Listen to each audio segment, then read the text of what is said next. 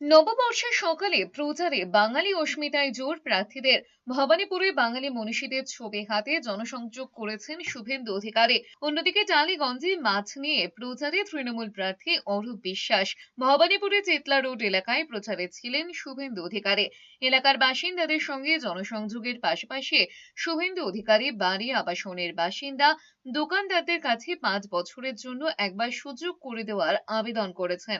শুভেন্দু অধিকারী বলেছেন, মানুষ পরিবর্তন চাইছেন আর তিনি আশীর্বাদ চাইছেন। মানুষজনের কাছে বাংলা নববর্ষের শুভেচ্ছা জানিয়ে কার্ডও বিলি করেছেন তিনি। মানুষ প্রস্তুত, ভয় কাটিয়ে ফেলেছে মানুষ।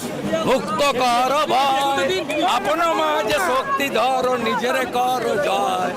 অন্যদিকে টালিগঞ্জ বাঙালির মাছ আবেগে শান তৃণমূল প্রার্থী অরূপ বিশ্বাসের।